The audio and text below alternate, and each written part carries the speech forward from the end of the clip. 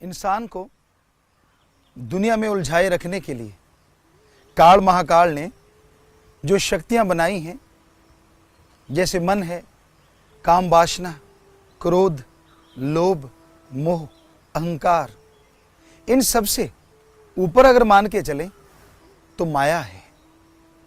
माया के दो रूप हैं, एक जहरा जो दिखने में आता है, यानी एक प्रत्यक्ष और एक अप्रत्यक्ष।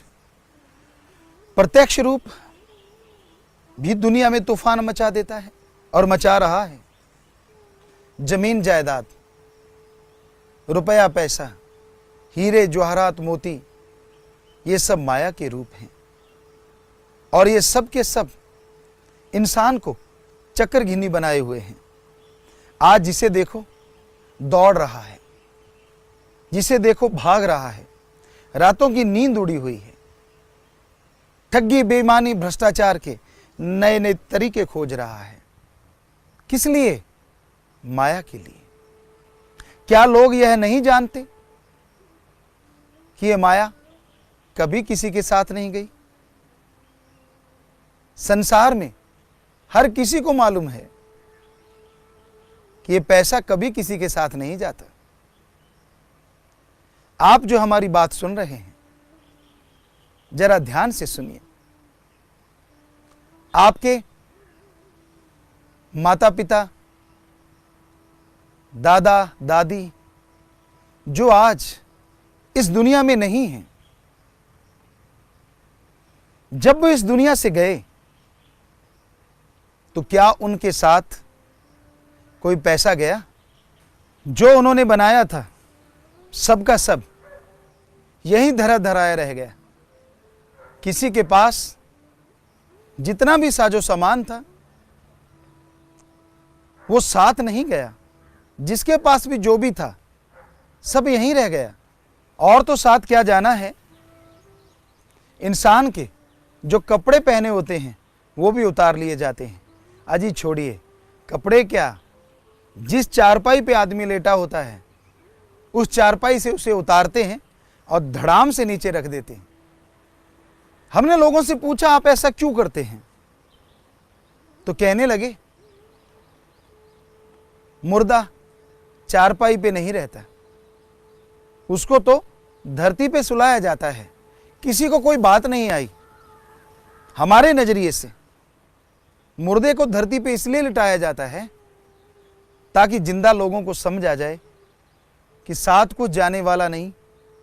अरे जो चारपाई, जो गद्दे आपको बहुत अच्छे लगते हैं, जब तक जिंदगी है तो है, और जैसी मौत आएगी तो धरती बिछोना होगा, आसमान ओढ़ना होगा। और यही हकीकत है। मुर्दे को नहलाया जाता है किस लिए? हमने लोगों से पूछा, बुजुर्गों से पूछा, चलो कोई रीति रिवाज होगा। किसी ने कुछ नहीं बताया। हमने कहा फिर मुर्दे को नहलाते क्यों हो? हमारा जो नजरिया, हमने जो देखा, मुर्दे को नहलाने के बहाने एक तो अच्छे कपड़े उतर जाते हैं, दूसरा हाथों में अंगूठियां हो, गले में कोई चैनी हो, तागड़ी हो, वो उतार ली जाती, बहाना है। हमने लोगों से कहा आप मुर्दे को नहला रहे हैं, इसकी कौन सा बारात निकलनी है? दूसरी बात, चलो नहला रहे हैं तो इसके सारे आभूषण क्यों उतार रहे हैं? घड़ी उतारे जा रहे हैं। कह लेंगे इसमें पानी डल जाएगा। हमने कहा डलने दो, मुर्दे ने कौन सा टाइम देखना है जब उसमें खुद में ही ऐसा हो गया। लेकिन असलियत बात यह है कि वो साजो सामान उतार लिया जाएगा, वो बाल बच्चों के काम आएगा। बड़े लोग उसको दान देके अपनी वाहवाही लूटेंगे। तो इसलिए ये हकीकत है, यह सच्चाई है कि साथ कुछ जाने वाला नहीं। ये माया के खेल हैं। जो कुछ नजर आता है सब खत्म होने वाला है। फिर किसके लिए ठगी बेईमानी करते हो? क्यों किसी का हक मार के खाते हो जब सब कुछ साथ नहीं जाएगा? अजी पैसा नहीं गया, कपड़ा लत्ता नहीं गया, और तो जाना क्या है? आप उनके बेटे बेटियां हैं। जब वो इस दुनिया से रुखसत हो रहे थे, इस दुनिया से जा रहे थे, क्या आप में से किसी बेटे ने या बेटी ने ये कहा कि चलो पिताजी अकेले जा रहे हैं, हम भी साथ हो लें? गया कोई? आपका तो उनसे खून का रिश्ता है। नहीं गया ना ही कोई जाता है। एक समय में अगर कोई मर भी जाए, आत्मा के साथ आत्मा नहीं जा सकती। आत्मा के साथ तो प्रभु अल्लाह वाहिगुरु राम गॉड खुदा रब ही जा सकते हैं। तो सब कुछ यहीं छूट जाता है, यहीं पे रह जाता है। फिर कलह क्लेश किस लिए? यह है माया का जाल जो भरमाती है, भटकाती है, लड़ाती है, मरवा देती है। आपको एक उदाहरण देते हैं। दो भाई हैं, एक ही मां के गर्भ में पैदा हुए, दोनों के अंदर एक ही जीन्स, एक ही खून है, एक ही बाप का साया मिला, बड़ी मोहब्बत, बड़ा प्यार था आपस में, इकट्ठे खेलना, आपस में प्यार मोहब्बत की बातें करना, और यही नहीं, एक दूसरे के लिए जान कुर्बान करने को तैयार हो जाते थे। पुराने समय में तो यह देखा गया, अगर एक बीमार हो जाता तो दूसरा उसके लिए दुआ करता। मंदिर, मस्जिद, गिरजाघर, गुरुद्वारा या अपने घर में जाके बैठ जाता, दुआ में हाथ फैलाता, प्रार्थना में हाथ जोड़ता, सजदा करता अपने अल्लाह को, वाहिगुरु गॉड खुदा राम को।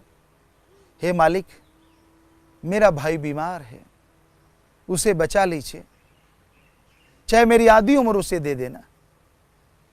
और जब माया जोर डालती है तो क्या होता है? ये तो नॉर्मली जो लोग ईश्वर की भक्ति करते हैं, जिनके अंदर इंसानियत जिंदा है, वो तो ऐसे दुआएं करते हैं जो आपको बताया।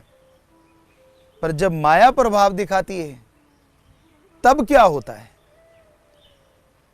भाई बीमार हो गया, दूसरा भाई प्रार्थना करेगा, मंदिर, मस्जिद, गिरजाघर, गुरुद्वारा, दुआ, विनती, या घर में हाथ फैलाएगा, हाथ जोड़ेगा। ये बिल्कुल वैसा ही है जैसे पहले आपको बताया, लेकिन अल्फाज चेंज हो जाते हैं, शब्द बदल जाते हैं। क्या कहते हैं? हे मालिक, मेरा भाई बीमार है, बेचारा कब का दुख सह रहा है, आप तो दोनों जहां के मालिक हैं, ऐसा कीजिए, उसे जल्दी से उठा लीजिए, उसकी सारी जायदाद मेरे नाम हो जाएगी।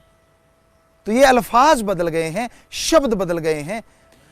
ज्यों ज्यों माया प्रभाव डालती जाती है, त्यों त्यों रिश्ते नाते खत्म होते चले जाते हैं। माया का प्रभाव जबरदस्त है। तो ये है माया का जाहरी रूप। और भी इसके बारे में चर्चा करेंगे। एक है अप्रत्यक्ष।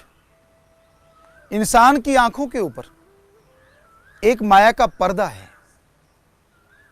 वो पर्दे की वजह से दुनिया में जो कुछ भी झूठ है, ये माया का पर्दा कन्वर्ट करके आदमी को सच दिखाता है, और जो सच है उसे झूठ दिखाता है। साथ कुछ नहीं जाएगा, ये मालूम है, लेकिन फिर भी ये मेरा है, वो मेरा है, ये मैंने अपना बनाना है। दिन रात आदमी इसी में खोया रहता है, उसके लिए लड़ाई झगड़े करता है। और वो भाई जिसके लिए दूसरा भाई जान कुर्बान कर देता था, वो भाई जान का प्यासा हो जाता है। क्यों भाई भाई का कत्ल करने लगता है? क्यों बाप बेटे में तकरार हो जाती है?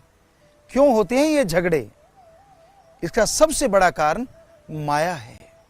ये माया का प्रत्यक्ष प्रभाव ऐसा पड़ता है कि आदमी अंधा हो जाता है, इसको कुछ अच्छे बुरे की खबर नहीं रहती।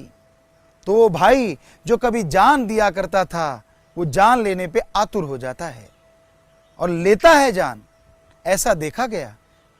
कहीं कहीं इस कलयुग में यह भी देखने में आया कि बेटी भी अपने माँ बाप को खत्म कर चुकी है, सिर्फ माया की वजह से। तो ये माया का प्रभाव बड़ा ही जबरदस्त है, बड़ा ही भयानक है। तो इस माया के प्रभाव से बचना बहुत मुश्किल है। तो माया का यह प्रभाव जो अप्रत्यक्ष है, इंसान को गुमराह करता है। मर्द के लिए औरत माया का रूप धारण कर सकती है और औरत के लिए माया मर्द का रूप धारण कर लेती है। वो भरमाते हैं एक दूसरे को, तड़पाते हैं एक दूसरे को और डुबो देते हैं एक दूसरे को। ऐसा देखा गया है। स्त्री पुरुष के पीछे लग के और पुरुष स्त्री के पीछे लग के बर्बाद हुए हैं। ऐसा देखने में आया है।